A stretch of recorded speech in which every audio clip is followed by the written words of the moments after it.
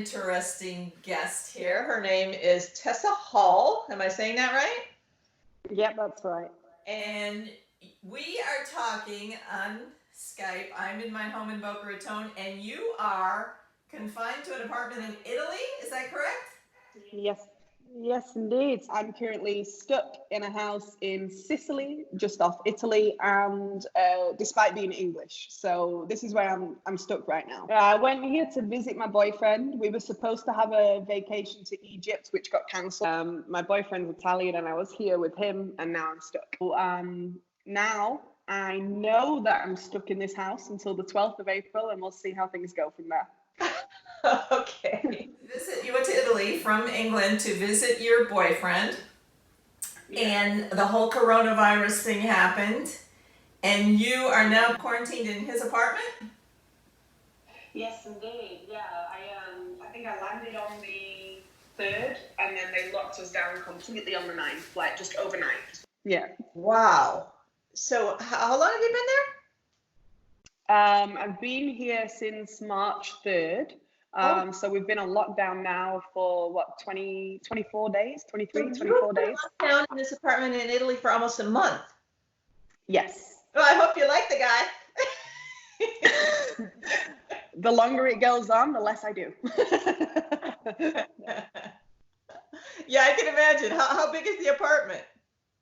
Oh, it's not so bad. It's actually it's like a nice villa. So we have, and there's just the two of us here. So we do have our own space. That helps at least. And I am very much someone who needs my own space anyway. So that's been a small blessing. This is your boyfriend. How long had you been dating before you went to visit him? We've been dating for 6 months, just under 6 months before I went out to see him. So. Okay. Now, how were you dating back and forth between England and Italy? We met on ships, so we both work on cruise ships. Oh, okay. That's interesting. Yeah. So we met on cruise ships, and then and actually the whole cruise industry shut down now, right?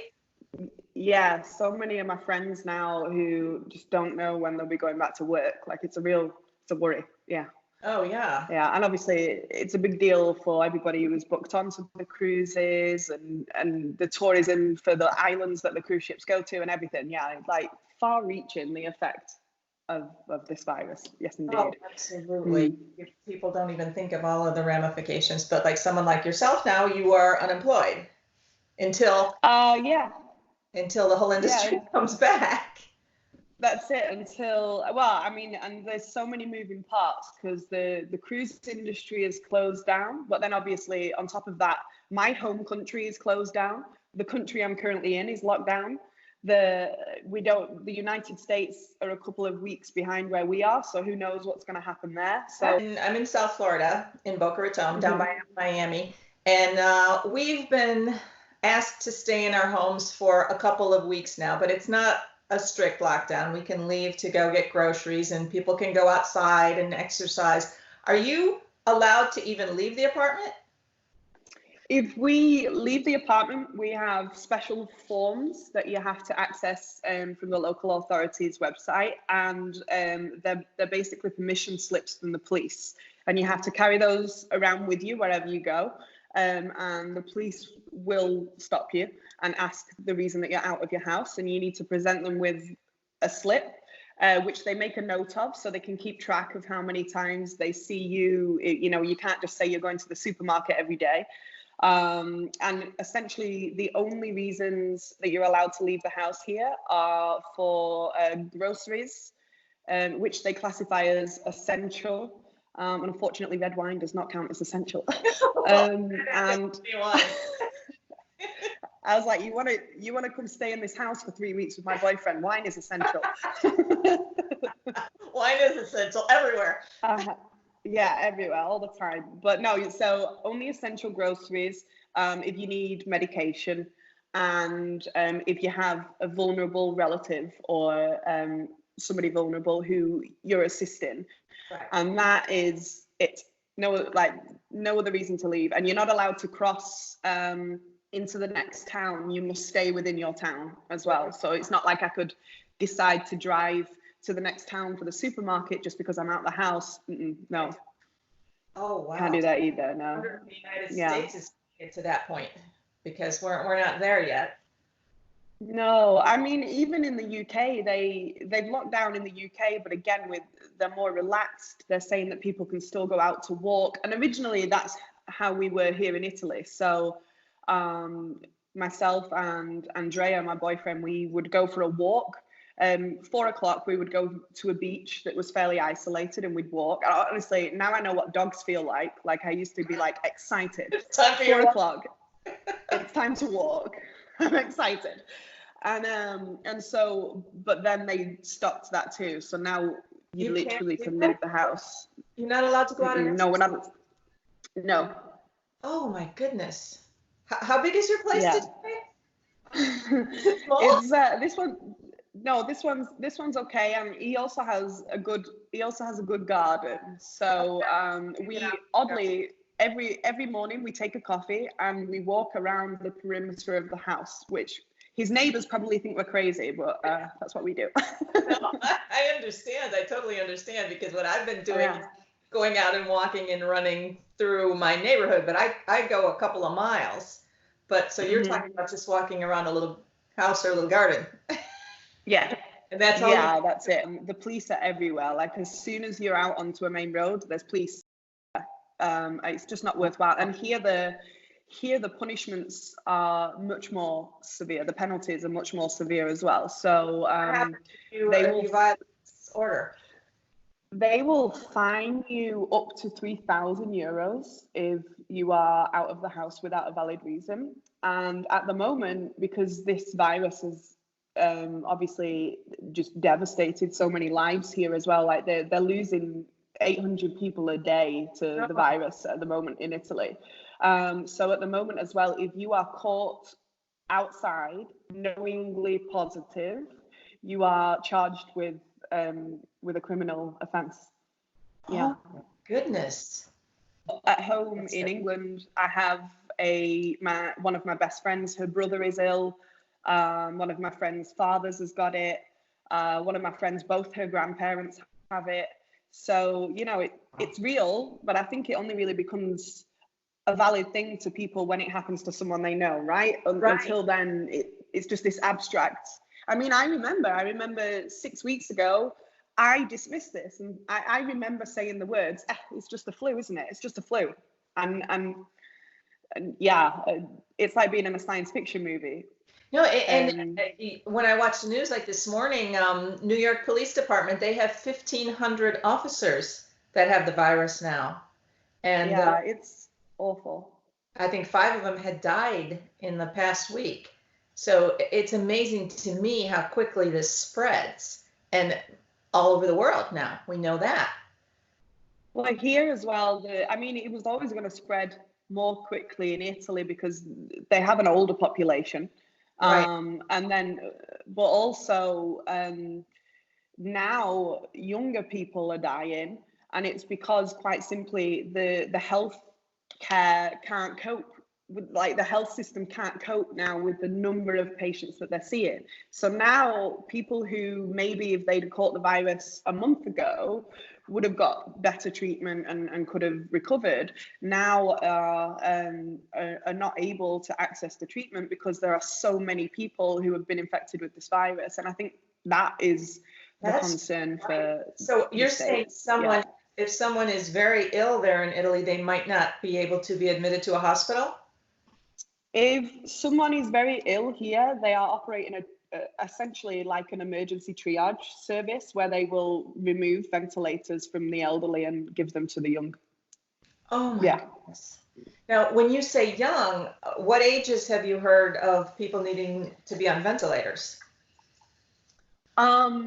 Honestly, here in Italy, I'm not sure. Without, I would be just pulling numbers out of nowhere. But we're talking people in their 40s and 50s now, as opposed to the 70, 80-year-olds that we were talking about before. And on top of that, I mean, the youngest case now that's died was a 12-year-old in Belgium. 12. And I think initially when this all started, everyone assumed it was just the elderly that would be needing hospitalization, ventilators, and would be dying. But now I guess we're understanding that it's younger people too. Well, I read a statistic earlier, and again, it's just something I've read, and so I'm not sure how exact it is. But in Italy, there is I think they said it's 4.1 physicians per 1,000 patients. Oh. And on a normal day, that would be enough. Because of 1,000 people, you wouldn't expect 1,000 people to be ill. But now the numbers that this virus is churning out, they just simply don't have the doctors. They've had more than 50 medics die here, more than 50. Yes.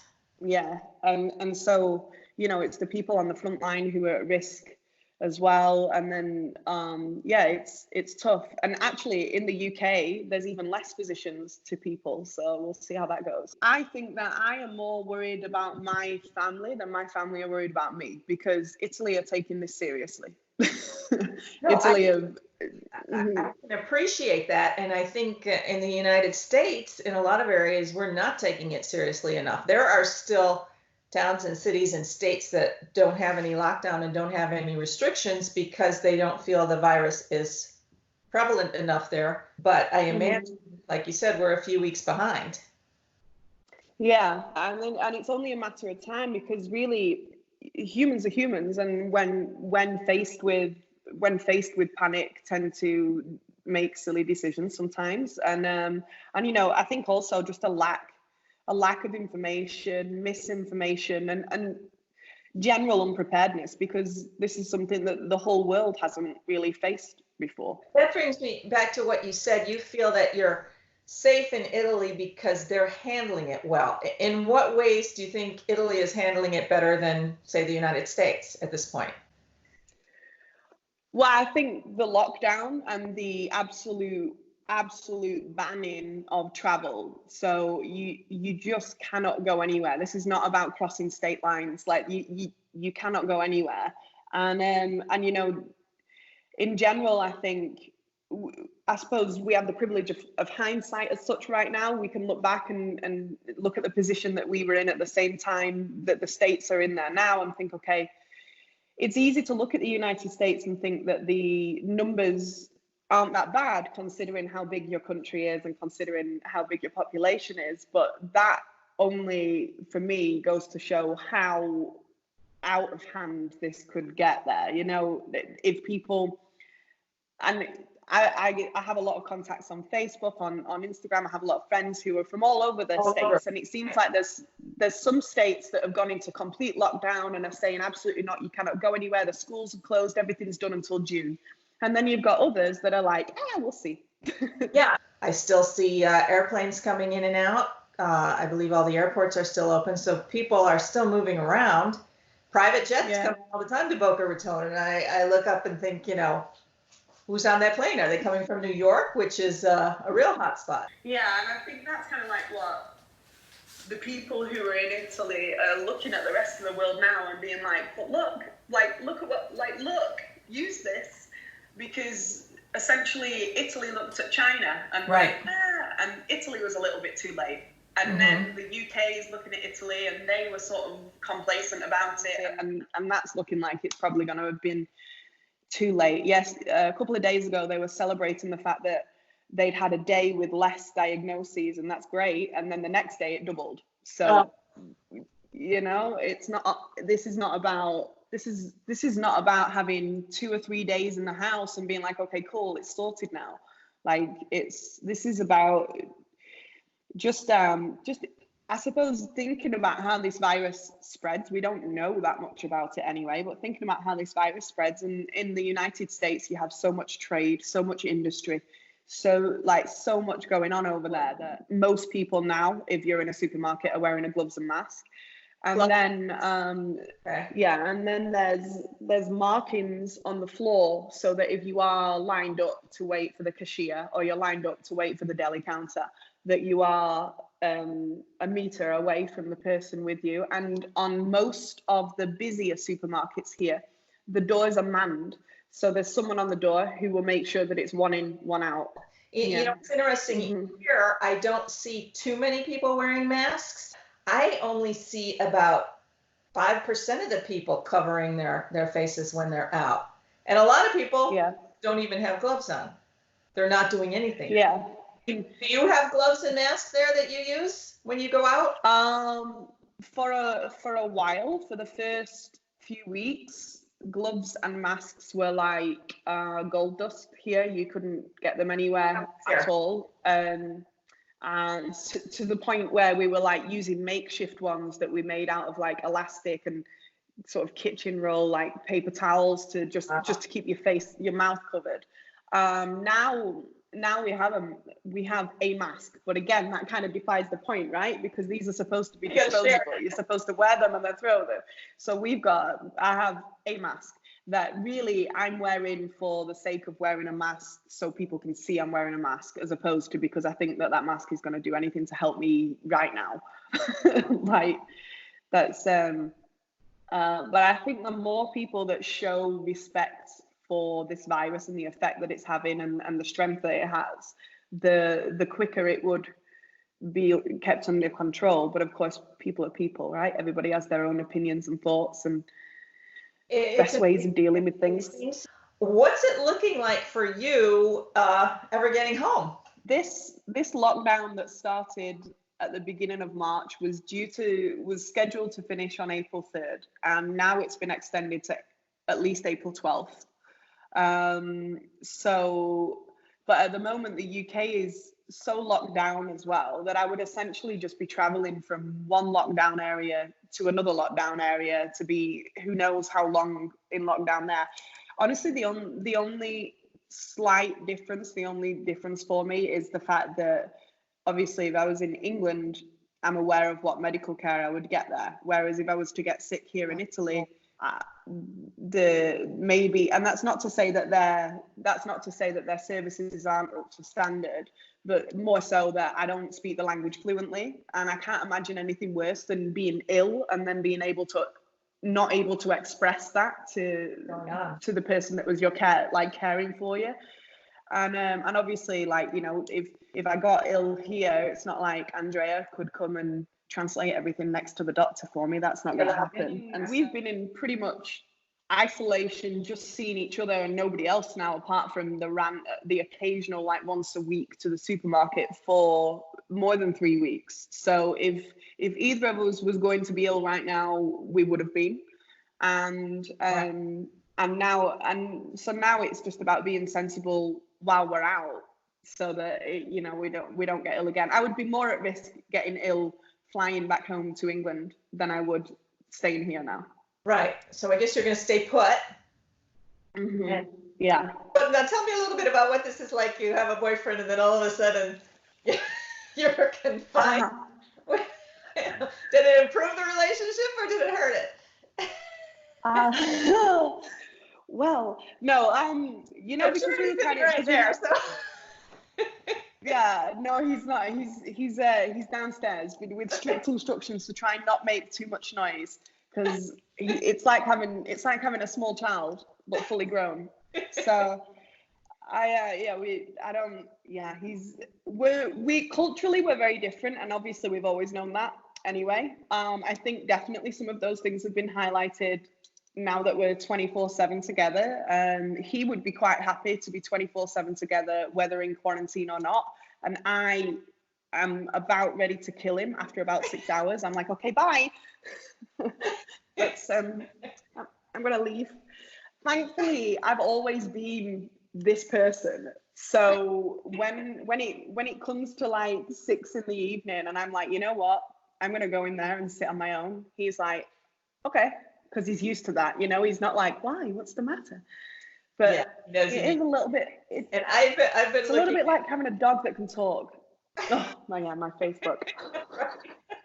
I've been looking at your Facebook posts and they're very funny. You have a lot of humor, and I'm going to have my people all follow you because it's very entertaining. Well, that was the aim of that as well. Actually, is it started because honestly, when you're locked down, social media is your only connection to other people, right? You've got your calls but social media is, and I had a couple of days where honestly, I didn't even want to pick up my phone because it was just negativity, just constant fear, panic, misinformation, spam, people being dismissive. Like, it was just nonstop, and it honestly super draining.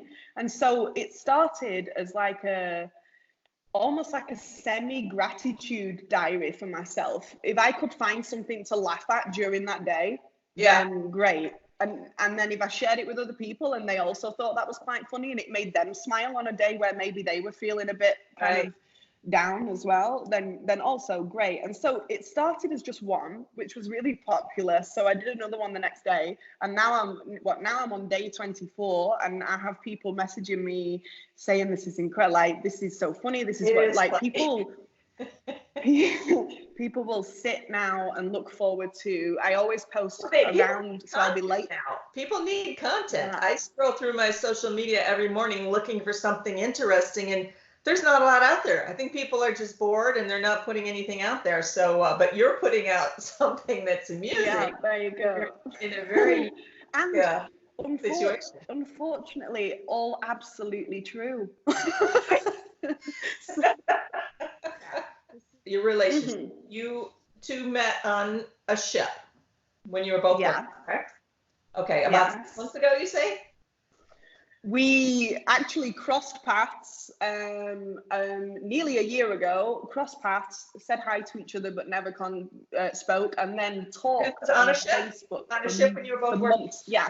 Okay. Yeah, but when I say cross paths, I literally mean he signed on the week that I signed off. So we've just passed like this, and then we connected on Facebook, and then would you believe we talked on Facebook for 3 months before he came and met me, and then that was it from there on out.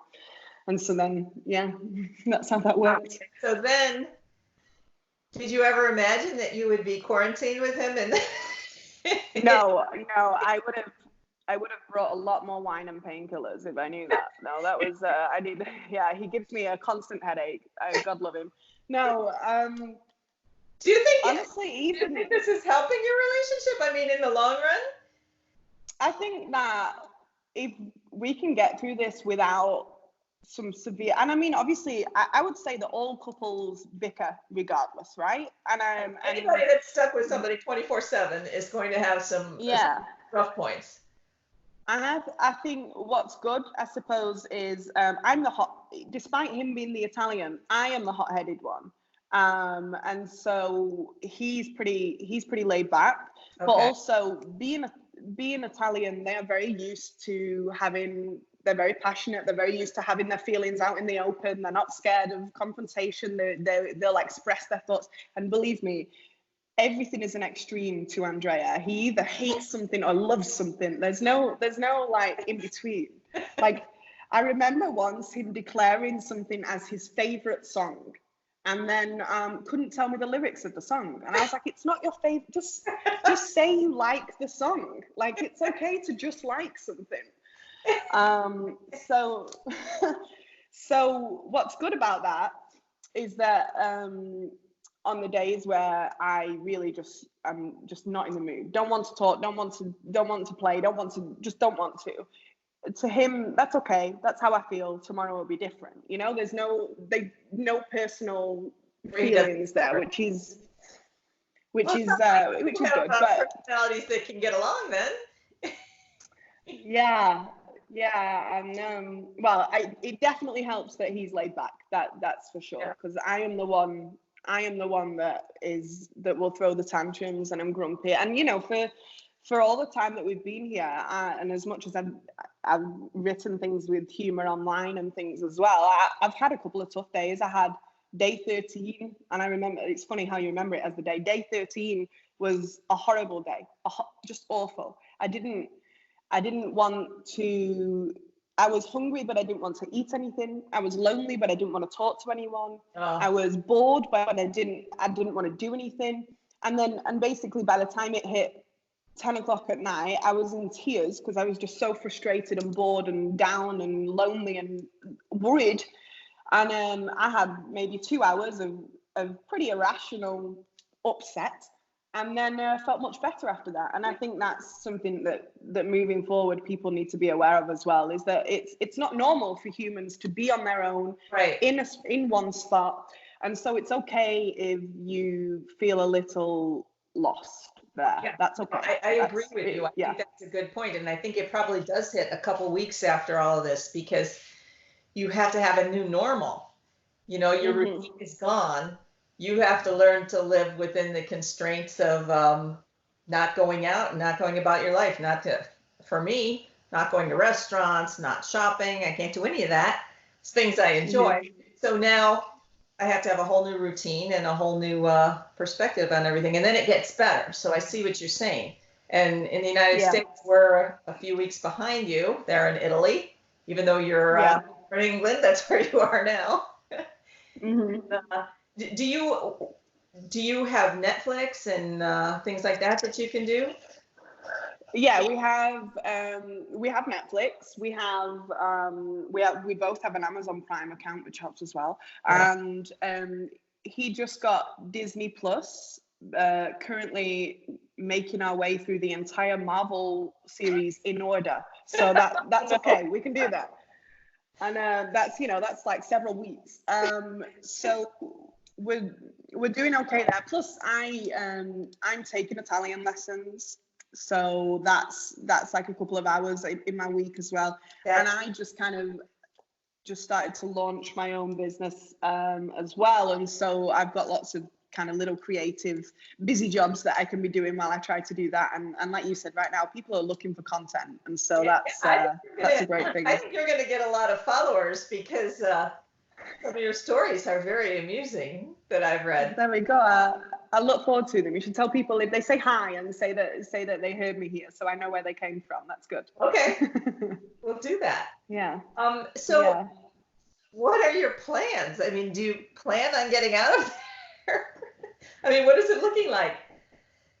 You know, for a few days, I spent some time really kind of obsessing over what I was going to do and how I was going to get there. And then this is just so uncertain that I think that is the path to madness. I don't know when the cruise industry will be back up. So we don't know when Andrea can go back to work for certain. I don't know when England will open their airports again. So, and I mean, I'm an English national, so I can go home now if I can get a flight. I'm not going to get turned away at the border. But there's no flight. Once home, they're tough to get, and at the moment as well. So you would be allowed to leave if you could. Yeah, because I'm a British resident, British citizen, so I have every right to go home. But flights are the problem, because well, firstly, obviously, Italy is a hot spot. They had their flights pretty much cancelled from the first signs of all of this. But also, where Andrea lives in Sicily, right at the very bottom of the island, and so the direct flights running from here are pretty much cancelled because they're never busy anyway. And then, so that would mean getting myself probably to somewhere like Rome, and then flying from Rome to England. And even then, that would probably mean that I would be, if my flight in Rome got cancelled, then I'm stuck in Rome until I can get another flight. So, wow. So for now, you're just going to sit tight? And I'm just going to sit tight and try not to kill Andrea. Yeah, that's the aim. Well, thank you so much for doing this interview. I heard about you through my friend Deb, and I through the cruise lines.